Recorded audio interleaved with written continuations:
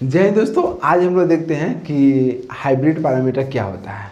तो उम्मीद है कि आप लोग पीछे के वीडियो देख लिए होंगे जिसमें हम पढ़ा चुके हैं जेड पैरामीटर और वाई पैरामीटर। ओके, और थर्ड नंबर क्या है, एच पैरामीटर, जिसको फुल फॉर्म क्या बोलते हैं, हाइब्रिड पैरामीटर। ओके, तो आप लोग सुने होंगे कि हाइब्रिड का नाम सुने होंगे। बोलिए हाइब्रिड ना, बोलते हैं ये हाइब्रिड वाला पौधा है। इसका मतलब क्या है, उसमें कुछ ना कुछ पहले के जैसा, पहले के पौधा के तुलना में कुछ ना कुछ उसमें न्यू है। इसका मतलब क्या है कि कुछ ना कुछ इसमें एक्स्ट्रा कंपोनेंट लगाया गया होगा। कुछ ना कुछ। अब मान लीजिए बोलता है कि हाइब्रिड फल का पौधा है, जैसे मान लीजिए आम है, अमरूद है। तो उसमें देखेंगे कि जो पहले जो अमरूद बहुत बड़ा होता था तब फल लगता था, लेकिन आज के जो हाइब्रिड पौधा है वो क्या करता है, छोटा सा में ही फल बहुत ज़्यादा अच्छा वो क्या करता है, उत्पन्न करता है। ओके, तो देखते हैं आज हम लोग कि हाइब्रिड पैरामीटर में क्या क्या होता है। तो देखिए हाइब्रिड पैरामीटर, तो थर्ड नंबर क्या कहता है, हाइब्रिड। तो ध्यान दीजिएगा, हाइब्रिड पैरामीटर में तो समझिए कि कुछ ना कुछ दो या दो से अधिक को क्या होगा, मिक्स होगा। समझे, इतना आप लोग जानिए। और इसका जो आउटपुट मिलेगा वो दूसरे के तुलना में क्या होगा, ज़्यादा मिलेगा। ओके, अब देखते हैं कि हाइब्रिड पैरामीटर क्या होता है। तो देखिए हाइब्रिड पैरामीटर जिस तरह से हम बनाते थे नेटवर्क, उसी तरह से हम बनाए। और इसमें भी दो टर्मिनल है, इसमें भी दो टर्मिनल है, मतलब टोटल कितना होगा, 4 टर्मिनल। ओके, जिसमें इनपुट क्या किया, इनपुट पोर्ट में करंट है और वोल्टेज है, और आउटपुट पोर्ट में क्या है, वोल्टेज है और करंट है। अब देखिए ध्यान से कि इसमें क्या कहता है, फर्स्ट पॉइंट कि व्हेन वी मिक्स, जब हम लोग मिक्स करते हैं जेड पैरामीटर और वाई पैरामीटर को, ध्यान दीजिए, बोले हम ना कि इसमें क्या होगा, मिक्स होगा। ओके, बोलता है कि जब हम लोग मिक्स करते हैं जेड पैरामीटर वाई पैरामीटर के, तो we get a new parameter, जो नया पैरामीटर मिलता है, मतलब दो को मिक्स किए तो उससे तो कुछ ना कुछ नया मिलेगा। समझ गए ना, तो उसको हम क्या बोल देंगे, हाइब्रिड पैरामीटर। ओके, अब देखिए ध्यान से, सेकेंड पॉइंट क्या कहता है, each parameter give impedance value. आप लोग को मालूम होगा कि जो जेड पैरामीटर था वो सिर्फ आपको इम्पीडेंस देगा, क्या देगा, इम्पीडेंस। और जो वाई पैरामीटर है वो सिर्फ आपको एडमिटेंस वैल्यू देगा। लेकिन जो मतलब क्या है, एच पैरामीटर है, हाइब्रिड पैरामीटर है, ये आपको 4 चीज़ देगा। तो फर्स्ट क्या देगा, देखिए ध्यान से, यहाँ पर फर्स्ट देगा इम्पीडेंस वैल्यू, जो सिर्फ आपको जेड पैरामीटर देता था। एडमिटेंस वैल्यू, जो सिर्फ क्या देता था, वाई पैरामीटर एडमिटेंस देता था। और एक वोल्टेज गेन वैल्यू और करंट गेन वैल्यू। तो हाइब्रिड का खासियत क्या है, तो हाइब्रिड एक साथ में 4 आउटपुट देता है। क्या कितना देता है, 4 देता है। क्या कौन कौन देता है, तो impedance value, admittance value, voltage gain value भी देता है और करंट गेन वैल्यू देता है। अब देखिए थर्ड नंबर पॉइंट में क्या कहता है, H parameter is used for testing of transistor. इसका उपयोग हम क्यों करते हैं, तो ट्रांजिस्टर को टेस्ट करने के लिए, ट्रांजिस्टर को टेस्ट करने के लिए कि यह सही है कि गलत है, क्या है, वो आपको इस मेथड से आपको क्या करेगा, उसको आप मतलब टेस्ट कर सकते हैं। ओके, अब ध्यान दीजिए इन एच पैरामीटर में देखिए V1 बटा मतलब V1 I2 is equal to H1 H11 H12 H21 H22, ये क्या है, हाइब्रिड पैरामीटर है। ओके, मतलब एच पैरामीटर है, और इसको क्या बोलेंगे, I1 V2। अभी ध्यान दीजिए, आप लोग को मालूम होगा कि जेड पैरामीटर हम पढ़ाए थे, तो जेड पैरामीटर में क्या था, वहाँ पर वोल्टेज क्या था, बोलिए, जेड पैरामीटर में डिपेंडेंट कौन था, वोल्टेज था। ठीक है, किस पर डिपेंड था, तो करंट पर। लेकिन वाई पैरामीटर में क्या था, करंट क्या था, डिपेंड था किस पर, वोल्टेज पर। उसी प्रकार से देखिए V1 है तो ये किससे लिया गया, तो ये लिया गया आपको जेड पैरामीटर से। अभी I2 किससे लिया गया, वाई पैरामीटर से। इसलिए यहाँ पर कहा गया है कि फंक्शन, देखिए इसके बाद आप ये लिखिएगा, ठीक है, तो इसको फर्स्ट में लिखिएगा तो कोई दिक्कत नहीं है। देखिए फंक्शन है V1 I2, तो देखिए V1 I2 is equal to H, तो एच पूरा हो गया, एफ फंक्शन I1 V2 समझ गए ना। तो अच्छा होगा कि इसके बाद आप ए लिखिएगा, समझ गए ना। एक बार और बोलते हैं, इसके बाद आप ए लिखिएगा। अब देखिए ध्यान से, अब यहाँ पर आप इक्वेशन देखते हैं, V1 is equal to H11 I1 plus H12 V2 कैसे आया। तो आप लोग को बताया है कि जब दो मैट्रिक्स को गुना करेंगे तो फर्स्ट का रो सेकेंड का कॉलम, सेकेंड का रो फर्स्ट का कॉलम। ओके, देखिए ध्यान से, फर्स्ट का रो सेकेंड का कॉलम, सेकेंड का रो फर्स्ट का कॉलम। तो देखिए इससे इसमें गुना कीजिए तो H11 I1, इससे इसमें गुना कीजिए तो H12 V2। अब देखिए ध्यान से, इसमें क्या है, I2 है। ओके, अब इसमें I2 है तो देखिए यहाँ पर इससे गुना कीजिए इसमें तो H21 I1 plus H22 V2। Okay, अब देखिए यहाँ पर E क्या है, वोल्टेज है। V1 is equal to H11 I1 plus H12 V2। तो ये वोल्टेज का है, तो ये कहाँ से आया, तो KVL इक्वेशन से। ओके, और I2 है, इसका मतलब KCL इक्वेशन। आप लोग को बताए थे हमको जेड पैरामीटर क्या देता था, तो जेड पैरामीटर आपको बोलिए KVL देता था, और वाई पैरामीटर क्या देता था, करंट। लेकिन मतलब KCL, करंट का मतलब KCL हो गया, KCL इक्वेशन।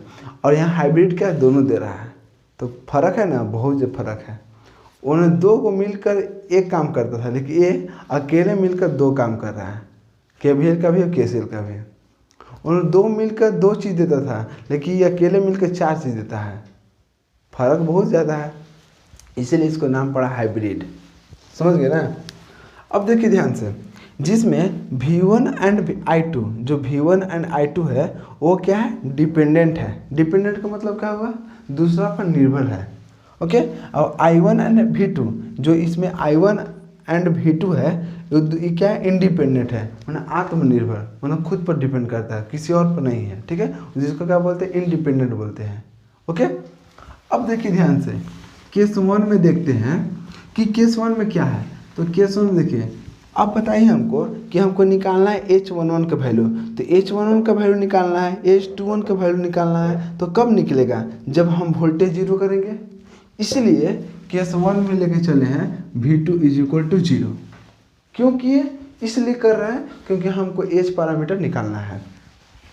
तो ध्यान दीजिए, जब V2 बराबर 0 किए तो वोल्टेज कब 0 होता है, आप लोग को मालूम बताएं हम कि वोल्टेज तब 0 होगा जब शॉर्ट सर्किट करेंगे। तो देखिए यहाँ पर V2 0 हो गया, तो V2 किस में है, इसका मतलब क्या, पोर्ट 1 में क्या पोर्ट 2 में है, तो पोर्ट 2 में है, तो पोर्ट 2 के क्या करेंगे, शॉर्ट कर देंगे। हो गया, देखिए यहाँ पर शॉर्ट कर दिए, ये पोर्ट 1 हो गया, पोर्ट 2 हो गया, तो यहाँ पर शॉर्ट कर दिए। अब ध्यान दीजिए, अब हम लिए फ्रॉम इक्वेशन 1 से लिए। ठीक है, इसमें क्या कि V2 बराबर 0, जब यहाँ पर 0 पुट किए तो 0 गुने H12 तो कितना होगा 0, तो बचा कौन, तो V1 is equal to H11 I1, V1 is equal to H11 I1 plus इसके जगह पर हम ले लिए 0। अब देखिए H11 I1 इधर ले लिए, ये हो गया V1। अब H11 का वैल्यू कितना हो गया, तो देखिए यहाँ पर V1 अभी यहाँ गुना में है तो यहाँ का भाग में हो जाएगा। ठीक है, अभी H11 का जो वैल्यू निकाले हैं V1 बटा I1 वो कब निकला, कौन कंडीशन में निकला, जब V2 बराबर 0 किया, जिसका इसका नाम क्या दिए, इनपुट इम्पीडेंस फंक्शन। अब बताइए इनपुट हम लोग क्यों नाम दिए, तो इनपुट इसलिए दिए क्योंकि यहाँ पर देखिए ऊपर में बोले हम कि ऊपर में क्या है 1 है, तो 1 का मतलब क्या होगा, इनपुट। ओके, और 2 का मतलब क्या होगा, आउटपुट। और इम्पीडेंस क्यों बोलते हैं, क्योंकि V बटा I है। ओके, अब देखिए फ्रॉम इक्वेशन 2, अब इक्वेशन 2 में देखिए, इक्वेशन 2 में V2 की जगह पर 0 रखिए तो कितना हो गया, I2 is equal to H21 I1। देखिए I2 is equal to H21 I1। अब यहाँ से हम निकालते हैं H21, तो H21 निकाल दिए तो कितना बचा, I2 बटा I1। तो इसमें कब ये आया, जब V2 बराबर 0, तो इसका नाम क्या हुआ, फॉरवर्ड करंट गेन। अब बताइए हमको फॉरवर्ड करंट गेन क्यों कहते हैं, इसको गेन का आपको फॉर्मूला याद होना चाहिए, आउटपुट बटा इनपुट। तो यहाँ करंट की बात कर रहा है, इसका मतलब क्या होगा, आउटपुट करंट बटा इनपुट करंट। तो देखिए तो यहाँ पर I2 क्या है, आउटपुट है, तो आउटपुट करंट हो गया, इनपुट करंट है, इनपुट करंट हो गया, तो आउटपुट बटा इनपुट, तो क्या हो जाएगा, करंट गेन हो जाएगा। ओके, अब देखिए ध्यान से, अब केस 2 में अब बताइए हमको, दो को तो हम निकाल लिए, कौन कौन, H11 और H21, ठीक है, H11 और H21 निकाल लिए। अब हमको निकालना है H12 और H22। तो देखिए H12 और H22 तो कब निकलेगा, जब हम I1 को जीरो करेंगे। ओके, जब I1 इसमें जीरो करेंगे, इसमें तो हम I1 जब जीरो कर देंगे तो हमको इसका वैल्यू निकल जाएगा। तो देखिए केस 2 में हम I1 को क्या किए, जीरो कर दिए।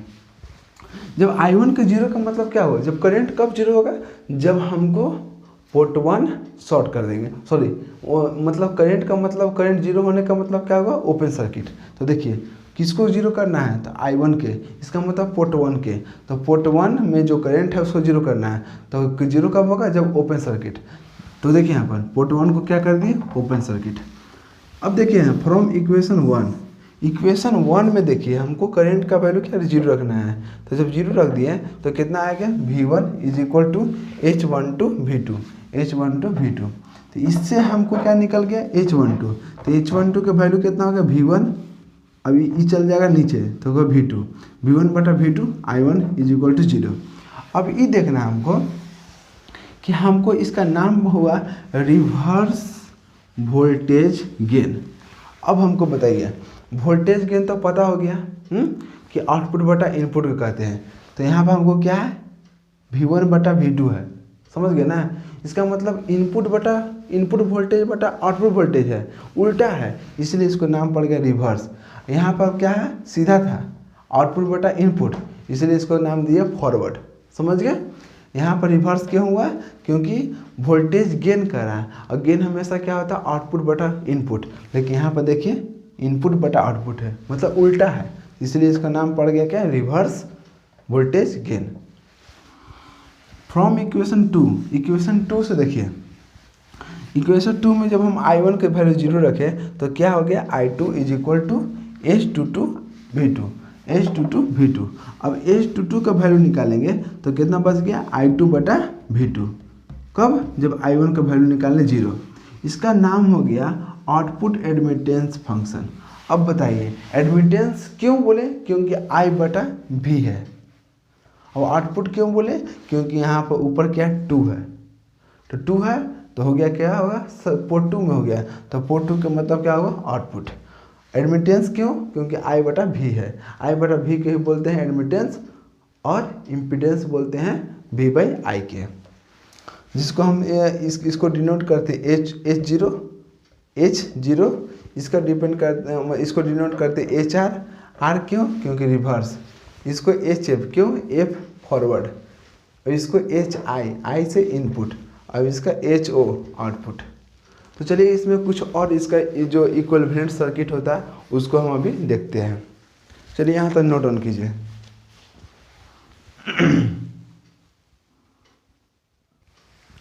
चलिए दोस्तों देखिए, हमको बच गया था इक्विवेलेंट सर्किट। एच पैरामीटर का इक्विवेलेंट सर्किट क्या होता है, तो ध्यान दीजिए, हमको इक्वेशन कितना था, तो V1 बराबर, इसको ये क्या था, इक्वेशन 1 था, और यहाँ पर इक्वेशन 2 था। तो इक्विवेलेंट सर्किट हमेशा इक्वेशन से ही निकलेगा, ठीक है। आप लोग को दो का इक्विवेलेंट बता चुके हैं। अब देखिए थर्ड का, एच पैरामीटर का। अब देखिए तो ये कैसे हम लोग लिखें, बस आप लोग ध्यान से समझिएगा। यहाँ पर देखिए फर्स्ट लेके चलिए, फर्स्ट है तो V1 यहाँ पर देखिए, यहाँ चलिए हाथ रखिए यहाँ पर, ठीक है, बहुत ईजी है। V1 यहाँ पर रखिए तो V1 रख दिए। अब देखना है कि यहाँ पर H11 I1 है, तो आप लोग को बताए थे अगर करंट से गुना रहेगा तो उसको सीरीज में रखना है, चाहे इम्पीडेंस रहो कि एडमिटेंस रहो, चाहे एच पैरामीटर हो, किसी भी पैरामीटर रहेगा, अगर करंट के साथ है तो उसको सीरीज में रखना है, अगर वोल्टेज के साथ है उसका पैरेलल में रखना है, ठीक है। अभी देखना है कि V1 है, ठीक है, 1 है, तो 1 को पकड़िए और बाकी को छोड़ दीजिए। तो ध्यान दीजिए V1 है तो V1 है ना, तो V1 देखिए तो ये इनपुट वोल्टेज है, तो इनपुट करंट को पकड़िए, अब बचा कौन, इतना, इतना बचा, तो इतना को क्या हुआ, इसको पकड़ के यहाँ लाइए H12V2। अब आप लोग बताइएगा कि यहाँ वोल्टेज लिखिए करंट लिखे, इस यहाँ पर वोल्टेज लिखेंगे, क्यों, क्योंकि यह किसका इक्वेशन है, तो वोल्टेज का है, केवीएल इक्वेशन है। ओके, केवीएल इक्वेशन है। अभी किसका था, तो केसीएल इक्वेशन था। अब ध्यान दीजिए, यहाँ पर V1 हो गया, तो V1 ले लिए, I1 करंट था, I1 करंट जा रहा है किस में, तो H11 में, देखिए करंट जा रहा है H11 में, प्लस H12V2, H12V2 क्या है, वोल्टेज है, तो वोल्टेज ले लिए, समझ गए। अब उसी तरह से देखिए I2, तो I2 करंट गया H21 किस में गया, I1 में। तो पहले ये भी देखिए कि I2 है, मतलब क्या हुआ, आउटपुट पोर्ट, मतलब एक तरह देखिए तो आउटपुट पोर्ट हुआ। तो आउटपुट करंट देखिए, आउटपुट करंट I2 है, तो आउटपुट को क्या मतलब क्या करना, पकड़ के बाकी छोड़ दीजिए। तो यहाँ पर 2 है, यहाँ पे 2 है, इसको पकड़ लीजिए, अब इसको छोड़ दीजिए, तो H21 I1, ठीक है। अभी देखना है कि करंट होगा कि वोल्टेज होगा, तो यहाँ देखिए इक्वेशन किसका है, I2 का है, इसका मतलब करंट का है, तो यहाँ करंट बना दिए। अभी करंट इसमें कुछ जाएगा, कुछ इसमें जाएगा, इसलिए हमेशा ऊपर से नीचे आएगा, ठीक है। अब देखिए यहाँ पे H22V2, अभी क्या बताया हम आपको, अगर करंट के साथ कोई पैरामीटर जुड़ा हुआ है तो उसको हम सीरीज में लिखें। और यहाँ पर देखिए वोल्टेज के साथ है, यहाँ पर है, तो वोल्टेज के साथ में क्या बोले हम, कि हमेशा पैरेलल में होता है। तो देखिए पैरेलल में है कि नहीं, इससे पैरेलल में है ना।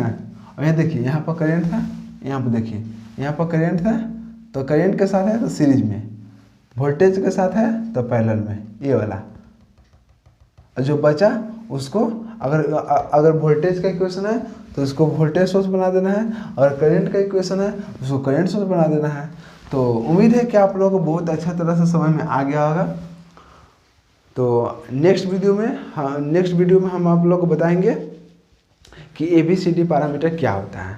तो चलिए इस वीडियो को देखने के लिए थैंक यू, मिलते हैं नेक्स्ट वीडियो में, जय हिंद।